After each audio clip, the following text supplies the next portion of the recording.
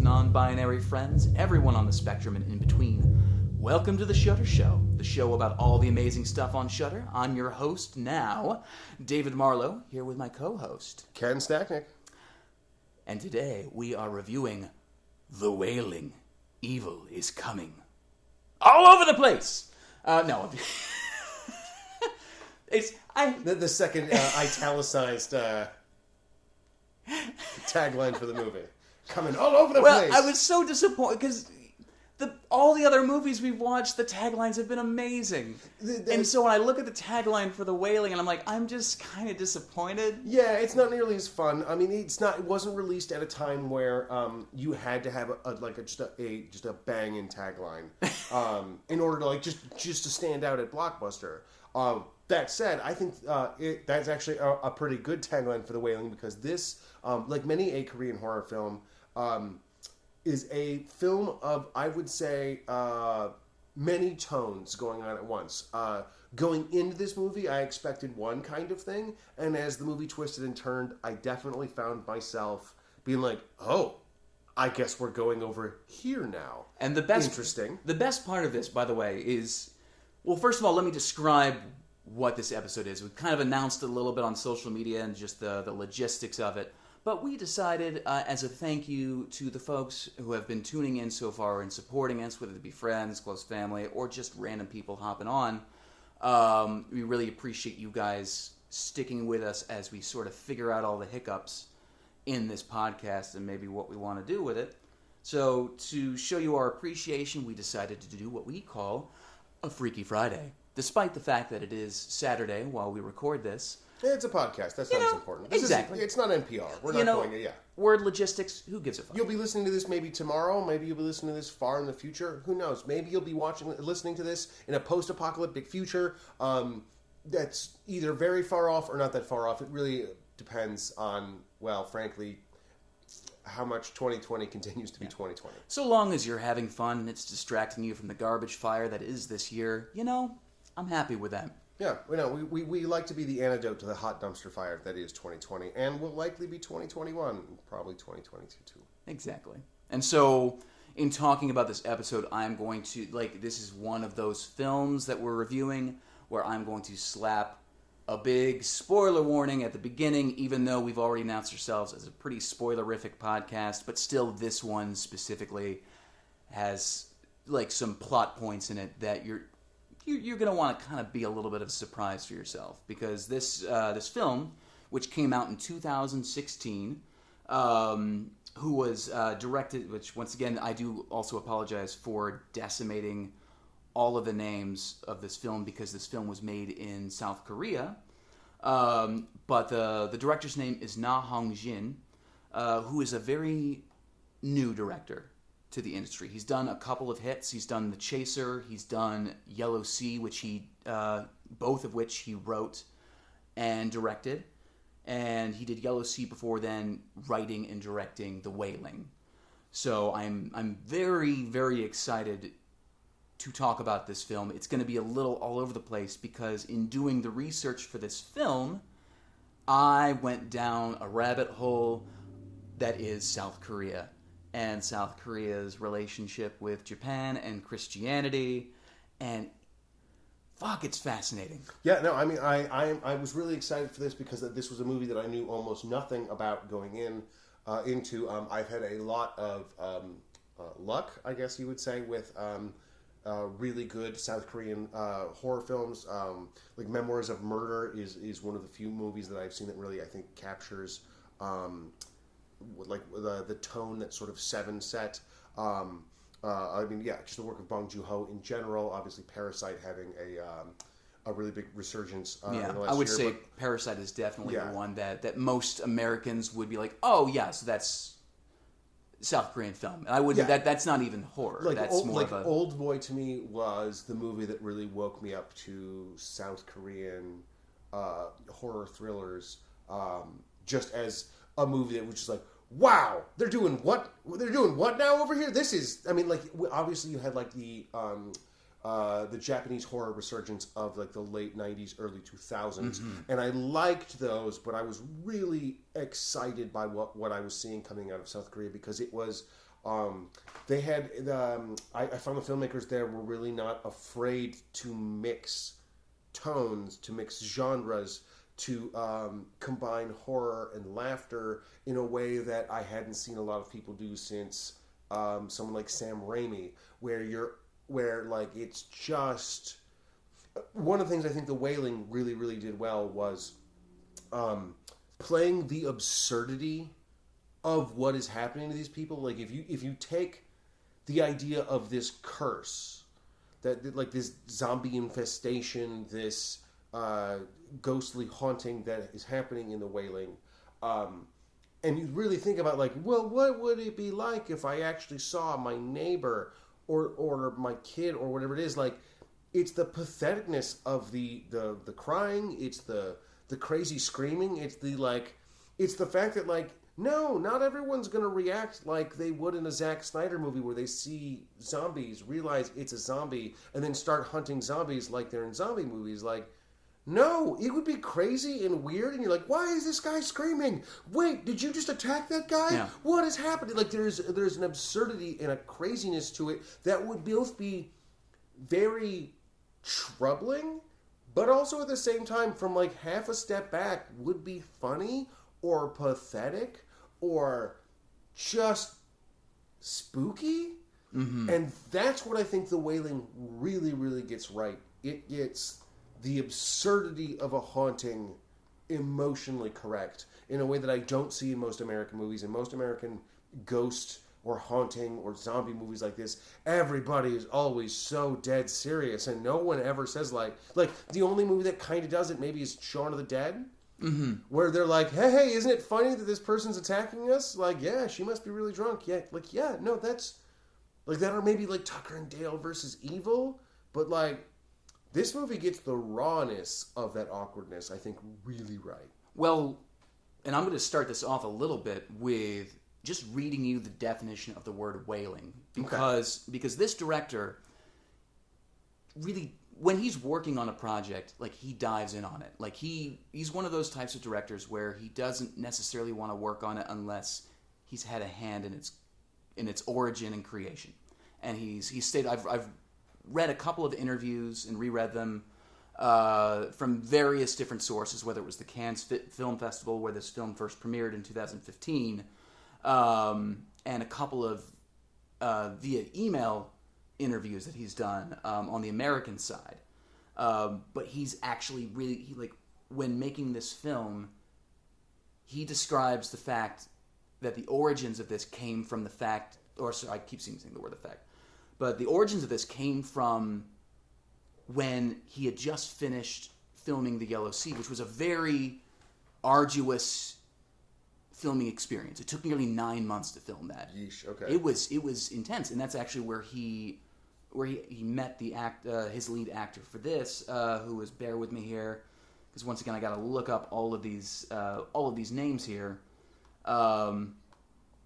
But that was Don Won-kwak, who started as a Korean musical theater actor, and then is now well known in Korean film and television.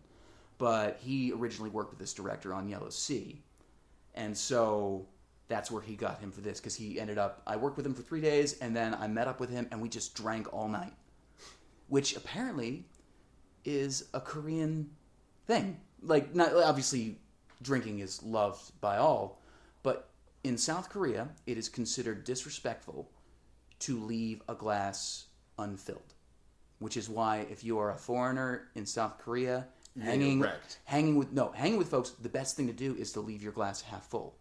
Otherwise, you will get truly fucking Your shit-faced. glass will never be empty. So And if you therefore- if you are not if you are younger than the person drinking across from you, and you are not constantly filling their glass, that is considered a form of disrespect. Interesting. Okay. So he met this actor and really bonded with him through that side of their culture. And South Korea is a country that I would describe in Asia as being the country that just is constantly pulled between every other conflict or country of Asian descent, and just always seems to be the one that gets kicked in the face. South Korea has a lot of stuff to be angry about, especially with Japan. And so that was sort of the point that he wanted to not necessarily make in this film, but he wanted to take people, whoever was watching this, through a journey of South Korean culture. Not necessarily from the K-pop side of it, but from the rural point of it. He wanted to tell this perspective from the small town in Korea, the small village. So yeah, he used the reality of the history between Japan and South Korea to create the metaphor that is the story or the horror element in this movie. Exactly. And so what I'm going to do is I'm going to read you the definition of the word wailing, which the director has recommended that everyone look up. That's when you use a big harpoon to hunt a whale, correct? For what I'm correct is lamp oil. You are correct, brain. and that is the whole meaning behind Yellow Suit. Yeah, that's fantastic. I will say also, if anyone's looking for a great movie where somebody brings a actual whaling harpoon to a gunfight, may I suggest Terror in a Texas Town. It's fantastic. The fuck? Oh yeah, no. God damn it, Dan. Sterling Hayden literally brings a whale harpoon to a gunfight, and you get to see Sterling Hayden smile, which is not something that happens very often. So, Terror in a Texas Town, check it out, fam. Anyway, well, now this whaling, he's talking about a very different whaling. Okay, no E. So he takes the meaning of the title behind his films very seriously. So he wanted everyone to read the definition of the wailing, which is to utter a prolonged, inarticulate, mournful cry, usually high-pitched or clear-sounding, as in grief or suffering. To wail with pain, to make mournful sounds, as music or the wind, to lament or mourn bitterly. So Chewbacca sounds. Pretty much every sound. So sad. Yeah, Chewbacca most of the time sounds pretty sad. But which is why he also decided to choose his lead as being a musical theater actor. Because this was somebody who had such control over his voice, who could utter these guttural sounds of just pain and mourning, and you believed it. And, yes. And throughout the film, this is somebody, and this is one of the things that I really appreciate about this film, is because these are people that you genuinely care about, or who are charming. They're funny, they're well-humored, and that's the great thing about this film, is it really spends the first half making you care about these people by just showing them as regular South Korean small village. The dad's a cop, but he's kind of a goof. He's lazy. Well, but and he's not like a super angry cop either. He's kind of like a do my job. Yeah, no, one critic described him as Winnie the Pooh, and I thought that was very accurate. Yeah, no, he's definitely got that kind of vibe to him. But yeah, he doesn't come off as like a bristling lead. I mean, one of the performances that actually made me that reminded me of it was the very end of Captain Phillips, where you just see Tom Hanks collapse in on himself as he's like, "Oh my God, thank you for rescuing me. I can't believe pirates almost murdered me, and I had to jump off the back of the boat, and I'm alive somehow, and this is crazy, and there was a sniper and bullets went by my head, and I'm just." Oh my! She was great job. Yeah, I don't have. Nobody has the emotional wherewithal to do this. So, here's my whole ass. I'm just gonna break down, and I'm gonna hope that everyone around me just is yeah. What do you expect him to do? And that's what you get out of his performance. So it's the equivalent of seeing. Yeah, and I will say, watching the end of this film is the equivalent of seeing America's sweetheart break down from abuse and trauma. I would say that is definitely the equivalent. I mean, this movie feels the end of this movie feels a lot like watching somebody hit Julia Roberts in the face with a hockey stick. You're just like, hey, That's that Stop lady's... it! Yeah, You leave that man alone! she's a nice lady. You fucked up her smile. What is wrong with... It's Julia Roberts. She's America's sweetheart. Or was it when... You leave her alone, sir. So, like, I would say, like, I picked this film because it's... Or ma'am. I'm not going to misgender who's going to attack Julia Roberts. It can go either way. You never know. Yeah. You know, it could be an Olympics situation where... Cripple him! Get him out of the game! Yeah, no, it could be definitely like a Tanya Harding kind of a situation. I don't know. Yeah. So I'm not going to assume that person's gender. So, like, this was one of the films... First of all, I wanted to do a foreign film because to understand that horror isn't just American. Horror is... Everyone gets fucking scared. And this... But, like, fear is processed so differently on a cultural level. And so, like, I picked The Wailing specifically... because it's this melting pot of, like, horror, comedy, religious discovery, all packed into a detective story. So it plays with the audience, it turns their expectations and experience against them, you know, and it's just filled with religious and cultural stake. Which is crazy because this director, as he was writing the screenplay, he was consulting not just with Christian... with folks of Christian descent, but he was also, because he is in fact himself Christian, though he does not describe himself as devout, he would also talk to clergy members of Buddhist temples, and he would talk to members of Confucianism, all while going to a Buddhist temple to pray. And at the same time also, he would be like, I could see the benefit in atheism as a way to describe this unexplainable thing that's happening to you. It, like, atheism... Excuse me, got a burp with this Blue Moon I'm drinking. Atheism is this... It's another comfort food that helps you explain the unexplainable. Well, atheism gives you the opportunity to be like, okay, no, I don't know what it is. I can tell you what it's not. Yeah, it's not knowing is dude okay. Well, like, it's not a dude in the sky with a beard who's doing this to me. That seems way more messed up than, like, it's one of my favorite quotes from Neil deGrasse Tyson is like, the universe doesn't care if you can comprehend how big it is. And it's one of those things where it's like, I'm sorry if you cannot envision a universe where God is not, like, in charge every day, like someone overseeing the world's lamest, biggest high school play. Cool. I'm sorry you can't envision that. I don't think you understand how big the universe actually is. And so my way of explaining it is saying, I don't know, but I can tell you it's not a dude with a beard standing on a cloud hanging out with my grandma. Like, it's not that. But the director also states that had he been an atheist, this film would be very different or might not even exist at all.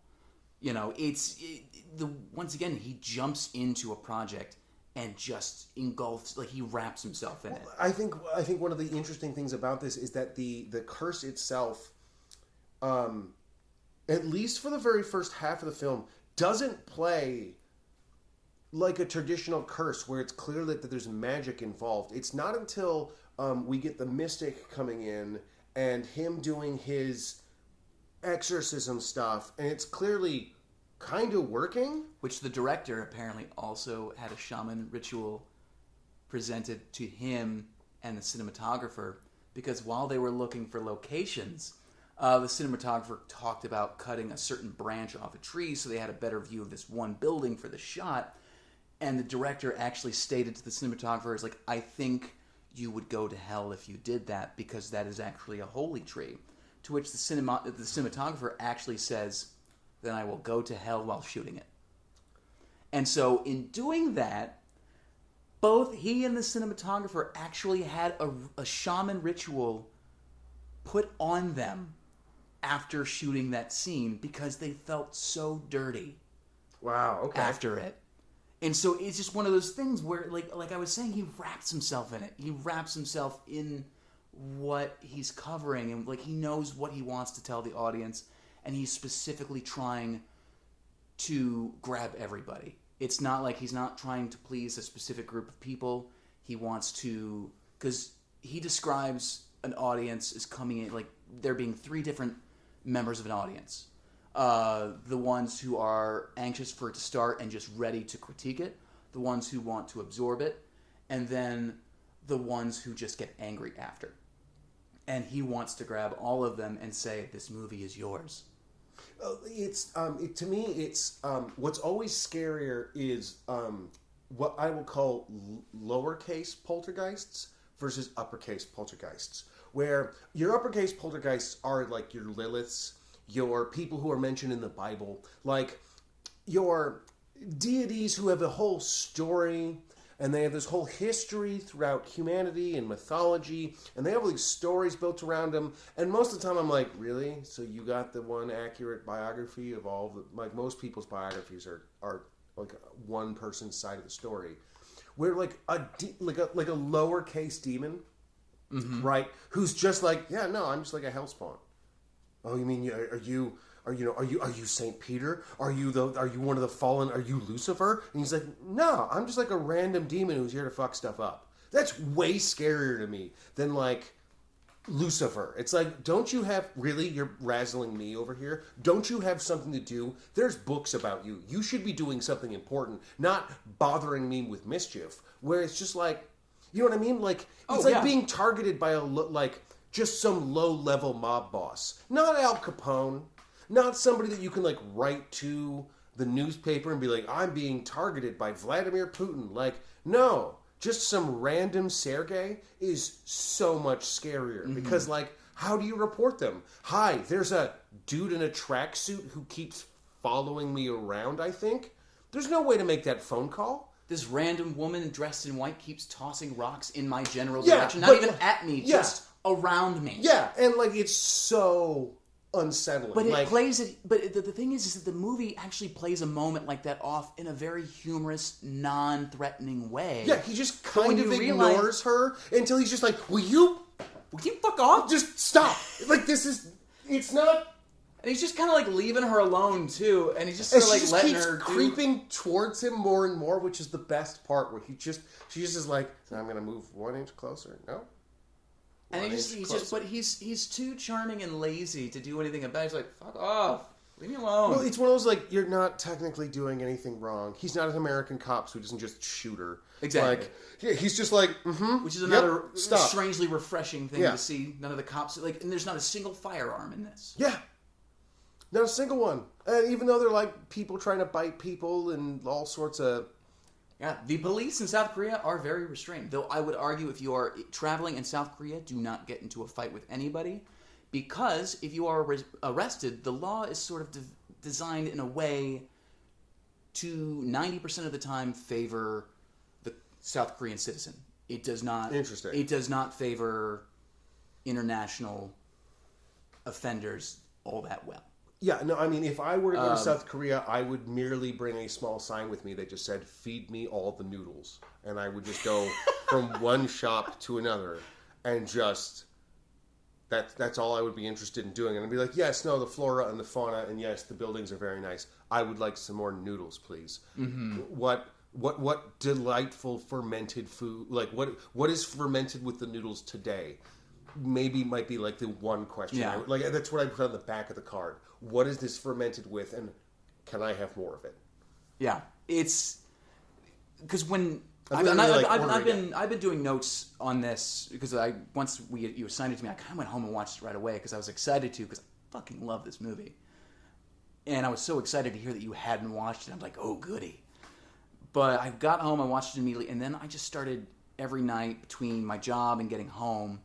Just started watching all of these videos on South Korean culture and their relation to other countries around them, and to spirituality and relationship and little cultural things about this specific country. And so I kind of want to give you, the audience, a few facts about South, like a few, not even necessarily facts, but a few Korean culture tidbits.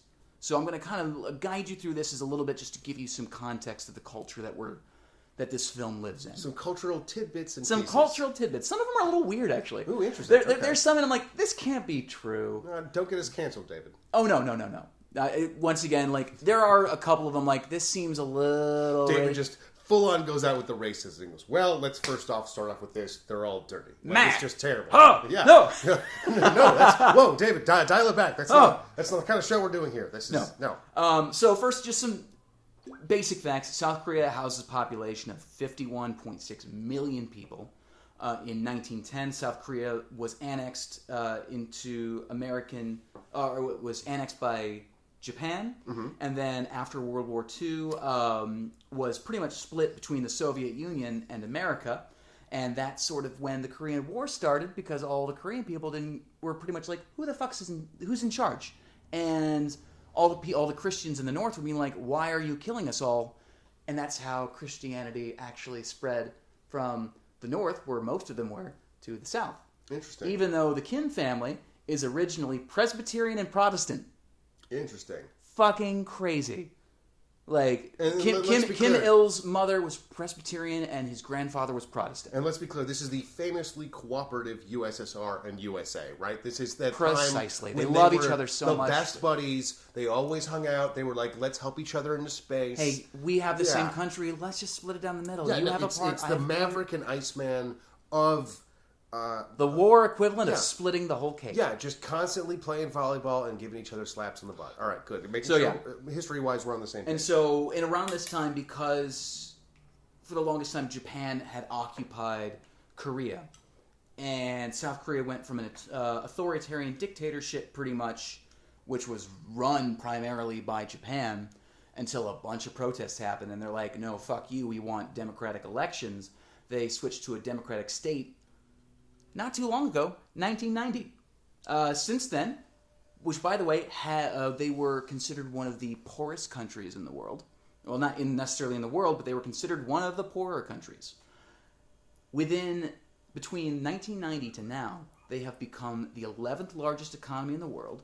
They are the 6th largest car manufacturer and the world's largest shipbuilder. South Korea is home to LG and Samsung, and they are fucking killing it with K-pop, which I would argue is slowly healing the divide between South Korea and Japan, which is fascinating. Now, the main thing I know about K-pop is that they have been really good about bombing white supremacist hashtags, and I believe Jungkook is one of the K-pop people that we are supposed to stan. And you know what, ska, like I'm all here for it. So let's stan Jungkook and the K-pops. Because, frankly, they were here in our hour of need. They're like Australia or France, if you know anything about the history of America. Those people have always had our back, and it turns out the K-pop stands also have our back. So and 10 and a couple other facts: 10 to 15% of South Koreans identify as Catholic or Christian or some variation of Christian. Interesting. Okay. A few fun facts, and I don't know if this is true. So I apologize in advance if it's not. There is a widespread belief that fans in closed rooms might kill you. I've heard that. In South Korea? Yes, that is. I've heard of this because I often run a fan in my room when I sleep because I like the white noise. And I'm still alive, but I have heard that there are people who believe that my fan will murder me, and I guess time will tell. I'm going to have to look into that more because I'm so curious about it. But also, another fun fact, poop is a strangely popular icon. Poop. Really? Just poop, in general. Like as like a mascot? As like a... Yeah. There's literal statues in South Korea of people squatting and taking a shit. There was an interesting thing I found in the movie. There was a lot of squatting in the movie. Like, it's just when the dad was outside smoking a cigarette. Yeah, just hanging out on the sidewalk. Just hanging out, but and squatting, in the way that the squatty potty is supposed to make defecation easier. Like, it's a very specific squat that, as an American, not something that you see. Like, if someone's smoking a cigarette, they're standing or they're sitting, they're leaning. But I cannot think of the last time in public that I saw someone just squatting, elbows between their knees, butt almost touching the ground. And there are at least 3 or 4 scenes in this movie where that is the position the actors make. And it was one of those weird things where I was like, I don't want to sound weird. Is that a more common, or an acceptable... poop is apparently equated with wealth. Okay. So the idea that you have a healthy gut and a healthy bowel, if you are able to afford good, clean food and allowed to feed yourself regularly. So the healthier and bigger your shits are, the wealthier you are. Interesting. Okay, so it's like how in older British culture, it was like, no, dude, if you're pasty, it means you do not have to go outside and work them fields. And then like in the 70s, it became like, do you have time to go outside and just be in the sun all the time? Well, that means you're wealthy now. Where before it was like, no, man. If you see my lady, she's pasty and fat. That means she is well-fed and inside all the time. She is taken care of. And now we are like, no. I want a girl with absolutely no body fat who just looks like that she has been to a tanner. And by that, I mean someone who treats leather for a living. Because, like, that's just how rich people roll nowadays. Mm-hmm. It's bad for your skin. You should get more vitamin D, but in a healthy way. Stay away from those tanning bed kids. Yeah. But now, apparently, there's a thing with K-pop now becoming more popular. And even, like, Japan and China, like, wanting a piece of that. There's actually a lot of plastic surgery happening in Japan where women there are trying to make their eyes bigger and trying to look more traditionally South Korean. Interesting. And once again, like, it's I mean, fascinating. bad, actually. Oh, no. I'm not endorsing this. But it's fascinating. Like, once, as a cis white man who has lived in America all of his life, once again, I apologize if any of these facts that I'm saying is incorrect. But like, I want to learn more about this. But and at the same time, let's just say Western women will put in fake butts and Western men will put in fake calves. We do weird things. We are humans. We are so fucking weird. We are all terrible. We are all absolutely the worst, and we're all just trying to be better every day. Yeah. And so with that, I'll put the cultural facts sort of on hold for a little bit while we dive into the film itself a little bit more. So I guess before we continue with really diving into the meat and plot potatoes, Ken, I usually give you a very basic synopsis of this film. What would you say is a really non-spoilery synopsis of the film? A local small-town cop's daughter becomes sick, and it all seems to point to a mysterious old man who has recently showed up in town, and also a mysterious woman may or may not be involved in either good or bad ways. Best run-on sentence I've ever heard. A lot of commas, a lot of semicolons, probably maybe an ampersand or two, and and probably an M dash at least there. But yes, no, that would. That is non-spoiler of a way I can put it, because like it is. I mean, like it's like trying to talk about The Ring, and you're like, well, what's the plot? And you're like, there's a videotape, and if you watch it, you're gonna die in 6 days.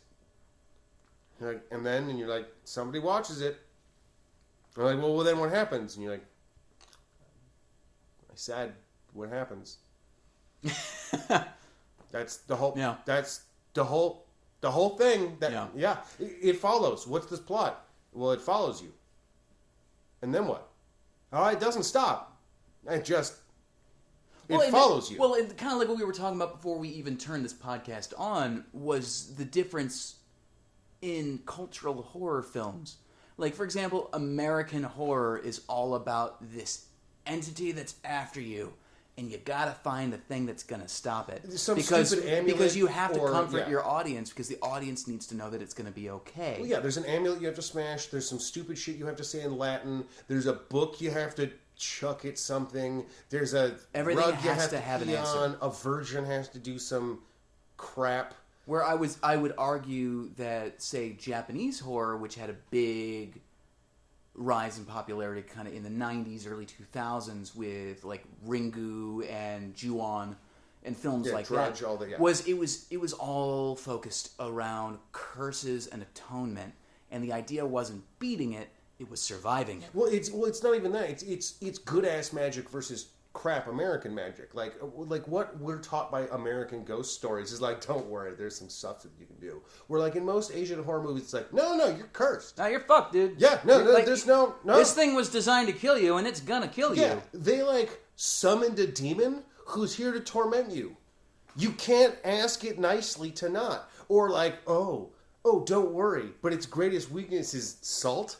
get out of here. Like, you know that, like, that's like that's like in Signs. Wait, where it's like, the aliens conquered a water that is, like, conquered a planet that's 70% water, and that's their biggest weakness? Like, fuck off. Yeah, exactly. Like, what happens if they go someplace humid? Like, man, I can barely exist in Ohio in the summer, let alone something that literally burns alive if there's water in the atmosphere. Have you been to Mississippi? It is literally just like being in someone's armpit. Stay away from Florida in the summer, bro. Yeah, seriously, bro. And that's not even including like the bugs. That's just like the raw swamp atmosphere that is most of the American South. They just step out of their spacecraft like, why am I melting? Yeah, no, exactly. Like, oh, dude, get back in the thing. We are Which out also, of here. you traveled there from space. You should know that it's harmful. Yeah, like the number, like if you're an alien species and if you're allergic to water or salt, not the planet for you, brah. All we're saying is fuck you, M. Night Shyamalan. Yeah. Piece of shit. Yeah. Also, I know you're shooting a movie right now. Super smart. Way to, like, go ahead and... Yeah, fuck off, buddy. Yeah. Way to endanger the life of the crew and the cast so you can make sandcastles and film it. Sure.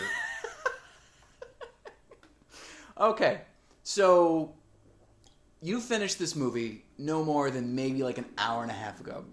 Yes, so, so 20 minutes before you got here, I was frantically being like, come on, there's 10 minutes left in this movie, come on. I was like, I forgot this movie was so long. Yeah, I was not expecting it. It is a long one. It's like 2 hours and 40 minutes. It is not short. Yeah, but the thing is, it goes by pretty quick. It does. It clips by faster than you think, but also goes on longer than you're expecting. I watched this movie on a whim, and I started it around like 10 o'clock, which I'm like, cool, I'm going to be tired by the end of this. But I remember as I got to the end of it, I was exhausted. I'm like 2 hours. Why am I so tired? It's 1:30 in the morning. Fuck off. Yeah, 2 hours 36 minutes. This movie is. This was like I remember I had a similar experience putting on Snowpiercer, where it was just like, oh, I hear this movie's good. I'm gonna put this on at, I don't know, 11:40. We'll watch 20 minutes of it maybe, and we'll see how it is. And then like 2:30 in the morning, and I have work. God damn it! There is always a time in the evening where you're like, it is not a good idea to start a movie. Like I started the Asylum, which what is it called? I actually put it in the note. It's another South Korean horror film. Oh, okay. It's found footage, and it's really fucking good. Interesting. Okay. But it's it's called Gonjiam, Haunted Asylum, and it's directed by Byung-sik Jeon, which once again, sorry if I decimate these names. But aside from that, Ken, after watching this, what were the points in this film that really stuck out to you? Like, what did you enjoy most about it?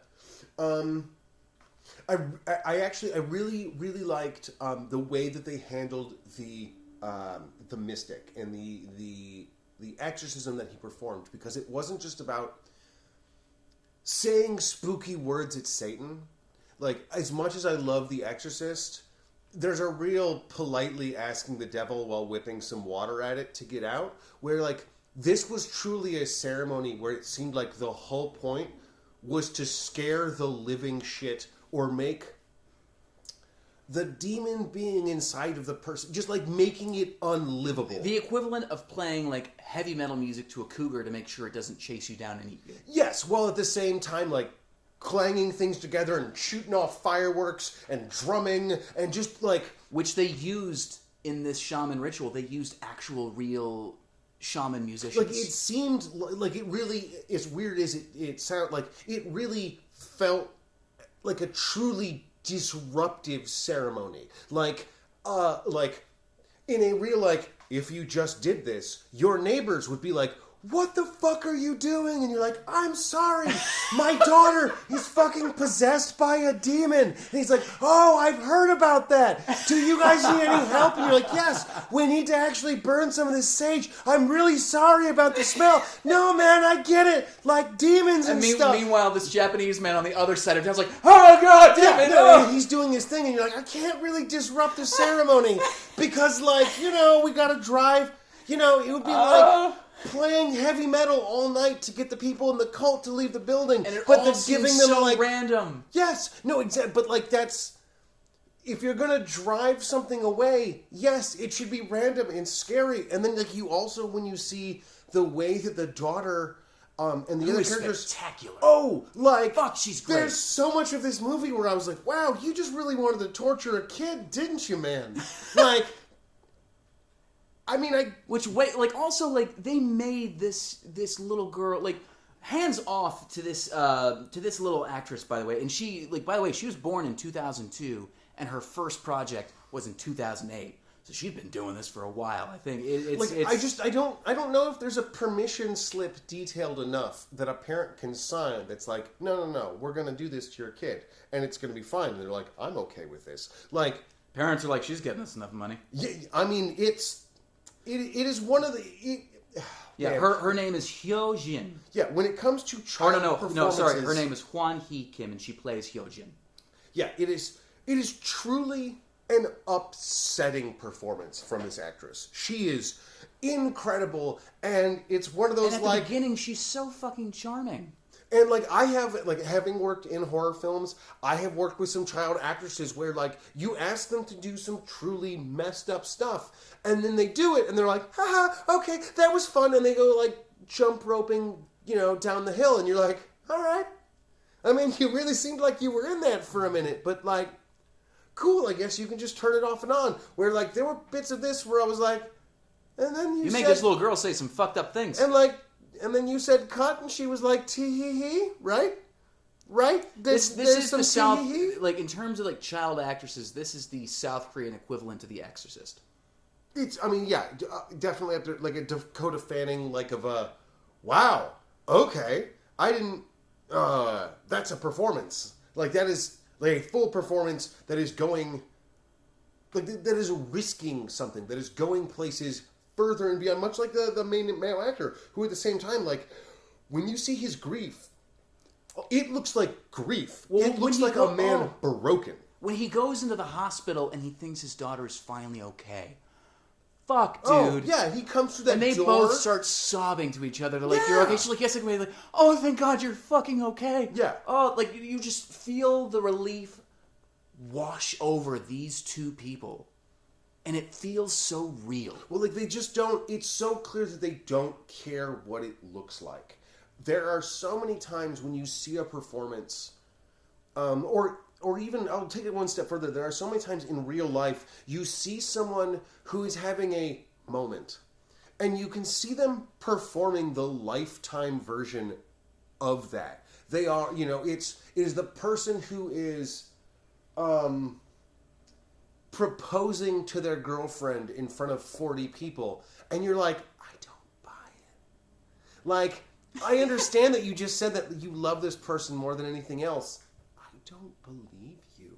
You look like you're doing the version of this scene that you have played out in your head. It looks like you're doing it for the gram.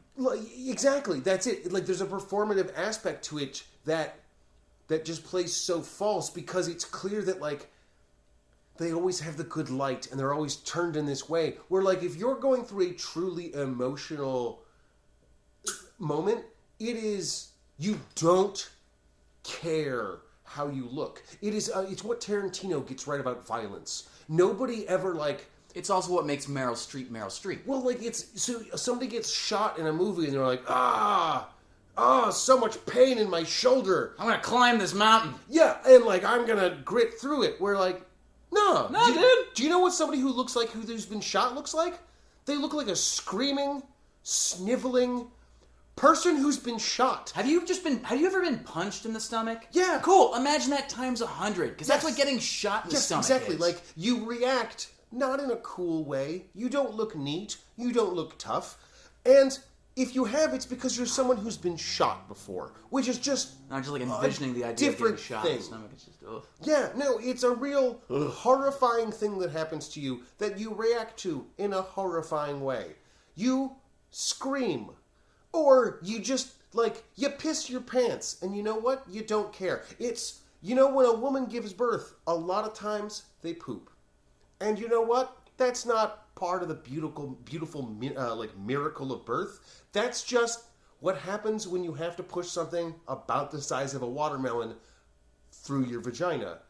Sometimes natural human stuff happens, and that's not always pretty and doesn't always make the Kodak reel. It's just, that's reality, man. And this movie gets the embarrassing, horrifying reality right in a way. Like, most American movies, I think, are afraid to be this real and this raw. Most American actors are not willing to be, unless it's their big Oscar scene, they're not willing to be like, yeah, no, I'm going to be a little pathetic. Yeah, no, a bunch of snot's going to come out of my nose. It's going to be real weird. Like, unless you kill a person's wife, and then you're like, all right, go for it. Russell Crowe. Get your Oscar. Do your thing. Mm-hmm. And it's, and once again, it's one of the things that you do appreciate about this. It's like, you could have easily put this in a large city and had some situation happen there, but no, like, they decided to make it more rural. And they actually filmed this. The film itself, it has a different name in a couple of different countries, including in South Korea. I think it's called Gokseong, which is the name of the actual Korean village that it supposedly takes place in. Okay. So the idea is they wanted that whole small town vibe where everyone knows each other, but it's this village. And so the thing about Christianity in South Korea is Christianity actually originally brought to South Korea, or Korea in general, because it wasn't South Korea when Christianity showed up. It was just Korea. Showed up around like 1603. From the Europeans, of course. Because, we white people, we love to spread our shit around. Oh, yeah. But Christianity tended to take its roots early on amongst the destitute members of the Korean population. And so the director wanted to make that part of this film. Like, I want to go to a village where it doesn't seem like there's a whole lot going on there. People are like getting by. They're living in a place that always has the door open, and it's like this was shot during monsoon season, which tends to start around July.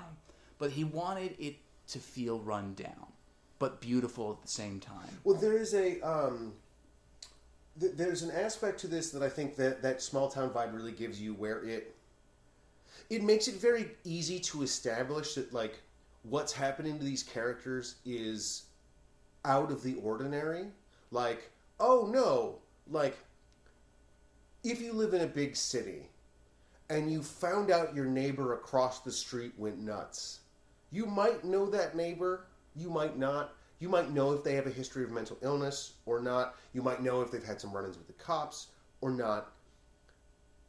But in a small town, that's all the business that everybody knows. So when it's like, hey man, did you hear about Carl? And you're like, you mean totally normal, boring Carl who doesn't do anything? And you're like, yeah, he ate his family. And you're like, whoa, that is a huge... You're like, I need to know more. Yes, because, like, that's not... You don't just leave a conversation on that point. We're like, if you were like, hey man, I live in downtown Los Angeles, and it turns out a person in the building next to me ate someone, and you'd be like, wow, that's crazy. I bet that person has always been crazy because they ate someone. No, we play poker together like once a week. Where it's like everybody, if you know everybody, you're like, yeah, no, that dude walks my dog. And he ate someone? And like... And they're almost unrecognizable. Well, and there's also, like, and then everybody else knows everybody else's business. So, like, there's... So, which also brings in the Japanese man, who is the center of everything. Yes. In this. And that is just steeped in historical references and historical relevance. Because, I honestly did not know this, but, you wouldn't necessarily be surprised about this given their close proximity to each other, given that Korea is right across the pond from Japan.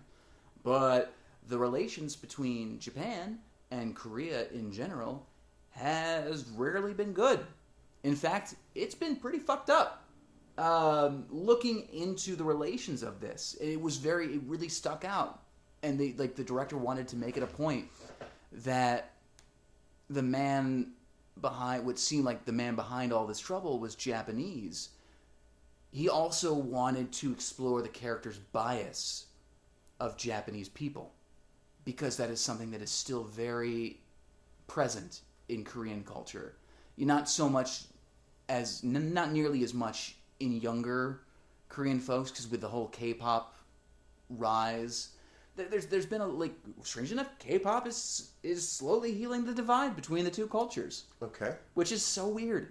Though that's, once again, coming from me, I could be completely reading that the wrong way, but it seems like that's the case. But in Japanese-Korean relations, so there's been relations between these two cultures dating all the way back to the early 20th century, back when Korea was annexed by Japan. Many of the Korean elders would agree the atrocities were committed by Japan, and so this is the huge theme behind the Japanese man in the film.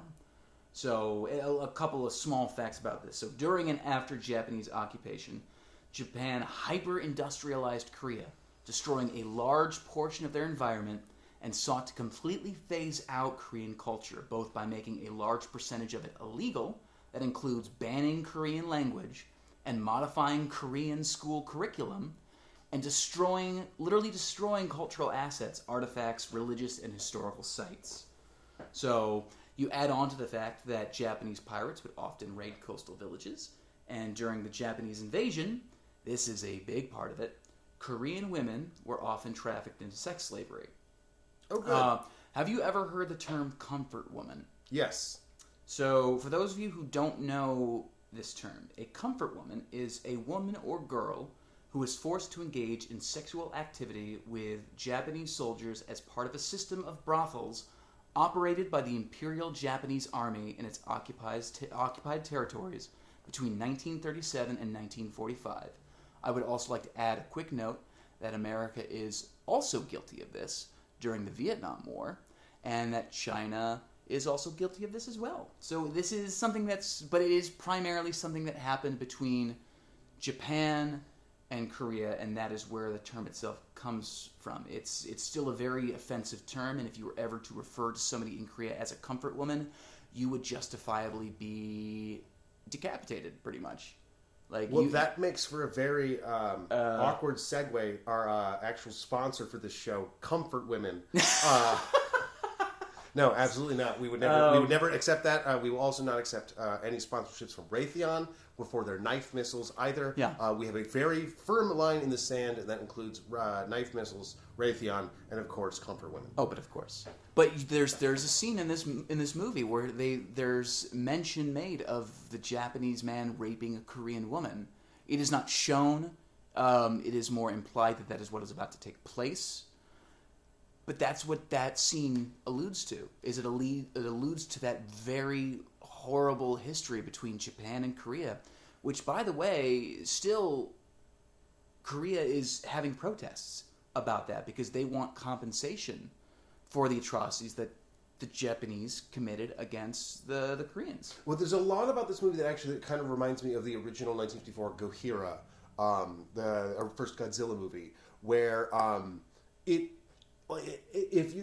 you're somebody who's only seen the American versions of it, or you've only seen the silly versions of Godzilla, the first Godzilla movie is actually a really, really serious movie about how Godzilla is a metaphor for their nuclear bomb, and it is this inevitable thing that just comes and wrecks house, and there's not really a whole lot that you can do about it. And the only thing that you can do to stop it is kind of like ruin the environment in a different way. Mm-hmm. And it's how, like, and there's a lot of what this director has been doing with this film that I feel like is in the same vein of finding historical atrocities, or just historical context, and then finding a metaphor that you can wrap it around in order to make a movie that is both saying something, but at the same time still, like, in giving you a new interpretation of, in this particular case, a haunting or a ghost or a wailing in this point. Yeah, and the Japanese man, who is literally just listed in the credits as Japanese man, the director didn't want to give him a name because he wanted him to be more of an entity. Mm-hmm. And he cast this actor, Jun Kunimura,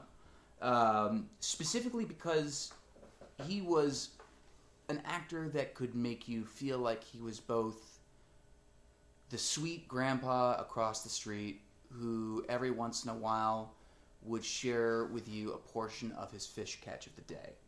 But also at the same time, he wanted him to be able to look like he was also the man that would cut your head off and rape the stump. Well, like, he very much is that guy who, like, you feel like on a bad day it would be like, hey, do you need some fish? I have some extra fish. But at the same time, you'd be like, hey man, I was just outside taking out the trash, and that dude across the street was just standing in the middle of his lawn staring at me for like a minute. Yeah. And like, that's technically fine, but also, what should do? What should? Hey, should we do something about this? this? This is. It's concerning. But I'm not worried yet, but also, do me a favor. Just keep an eye on the guy across the street. But it does this, and that's the thing that's so beautiful about this film is it takes the villain and almost makes the villain a device that makes the good guys seem like the bad guys. It really scrapes up this bias that exists in that culture and makes everyone look like a bunch of... I think that's because like they definitely play it back. Like it's not until, and spoilers alert, it's not until the final moments of the movie that you're like, okay, no, it's definitely him. Yeah, this dude is definitely a demon. Or like something has, like, he's either possessed or always has been this entity. But even the shaman says at one point, I do believe at some point this was a man. Yes, but at the same time, like, you kind of believe the shaman, you kind of don't. Yes, the girl freaks out, but at the same time, it's a kid freaking out, and you know what? It's a really disruptive thing, okay?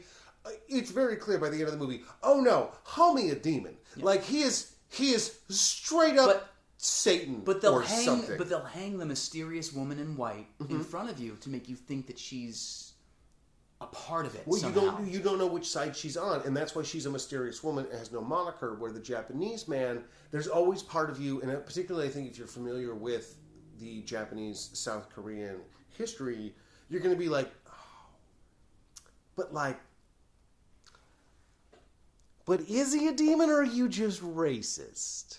You know what I mean? Like, if you were to set this movie in the South, it would be very easy to cast the main character as a white person and the demon as a black person. And you being able to frame the story as, are you sure he's a demon? Well, and there's that or point... are you just... yeah. Well, then there's that point where Jung-gu, like, he definitely... like, and there is... and it's the point where you texted me in the middle of the movie. There's the point where he beats a dog to death? Oh, yeah. Granted, it was in self-defense, but he still beats a guy's dog to death. Yeah, it's a real... But like that is where this super sweet Winnie the Pooh of a character makes the leap from from absolutely this is the good guy to maybe he's becoming a little fucked up over this, or maybe his biases are getting the best of him, and maybe he's a cop, and maybe he is in fact prejudice, and he's punishing a man just based on the town's suspicions. Yeah. And that is what I love about this film, is it takes the audience's expectations and it flips them. And then just when the audience thinks they figured it out, it flips it back. Mm-hmm. And you're like, oh no, so it was? But not in a way that makes you feel stupid. Not in a way that makes it feel manufactured or lazy.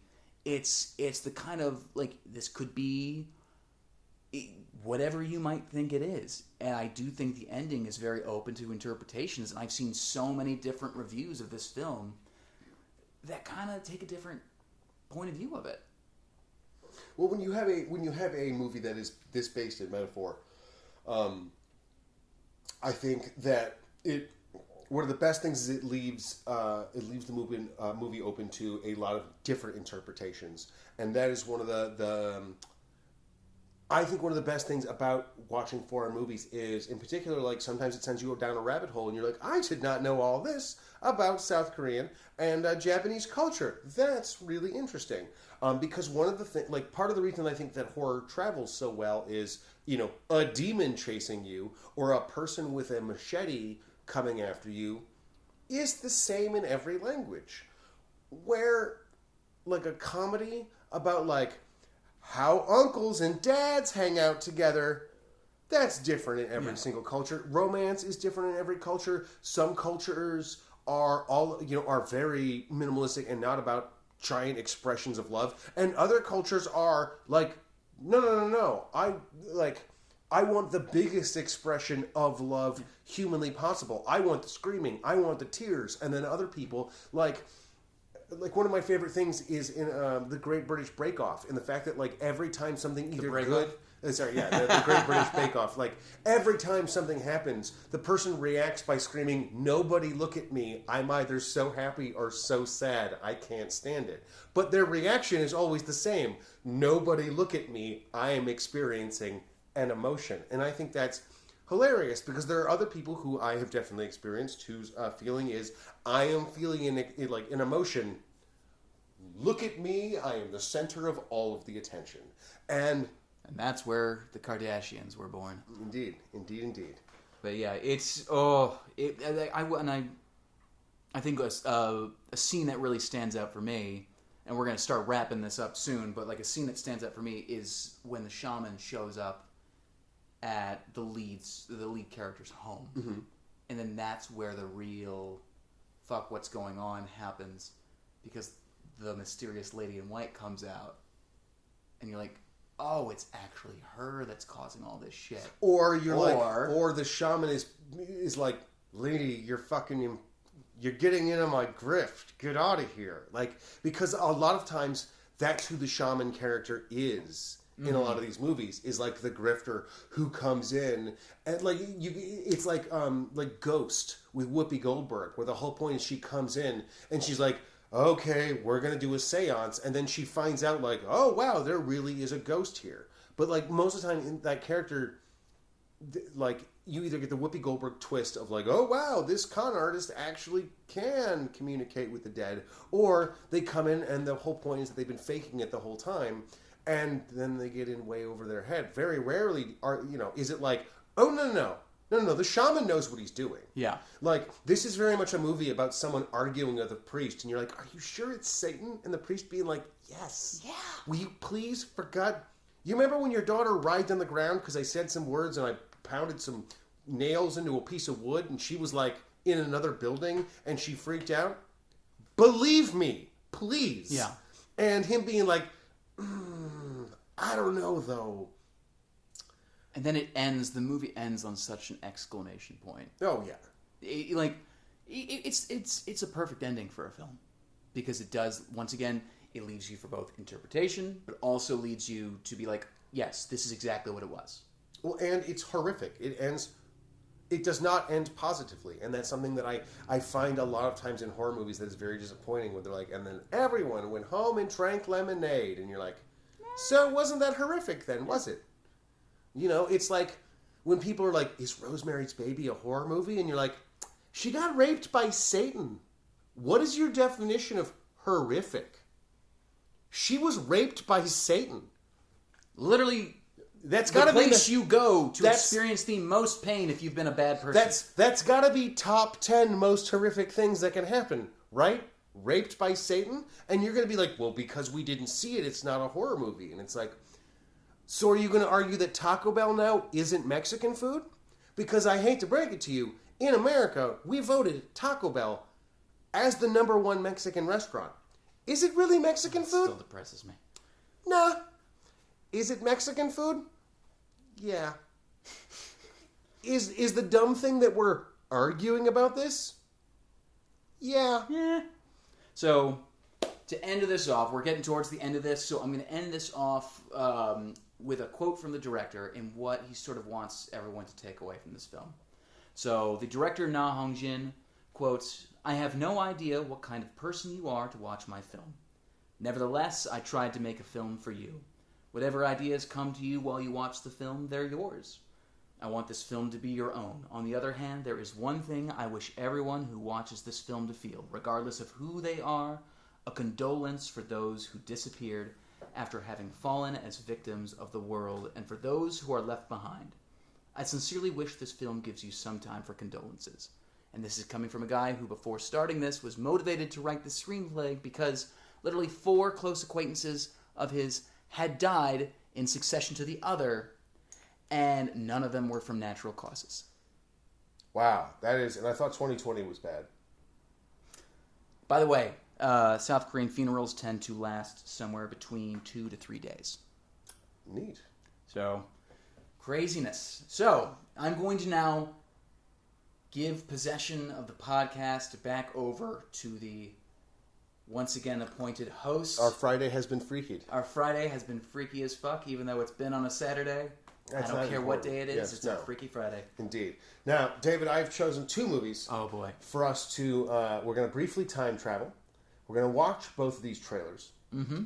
And then here's what we're going to do a little different this time, ladies and gentlemen. This time we're going to leave you on a cliffhanger. So we're going to describe these 2 movies. We're going to suggest that you go out and you watch both of them. Oh, yes, that's right. We are doubling your homework, ladies and gentlemen. In these 2 movies, what are you gonna do? You're stuck inside. I know exactly. Fuck off. Like you there's got shit to anything to do. So I do not believe you've seen either of these movies. David, have you ever seen Humanoids of the Deep? I have not seen Humanoids from the Deep. Have you ever seen Deathline? No. All right.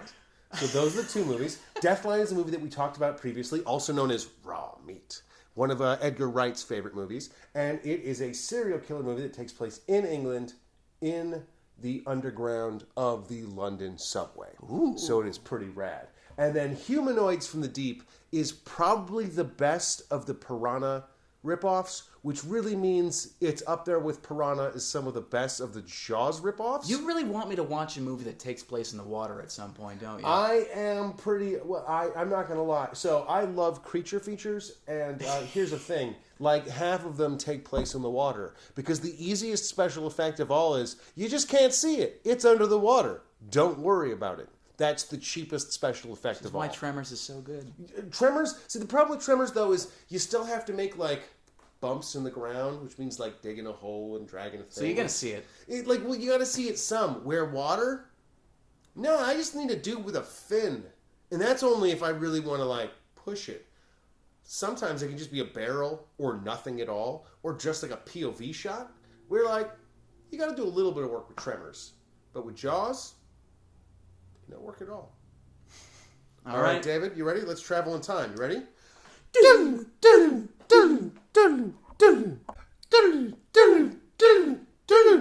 All right, well, we're back. We've now traveled through time.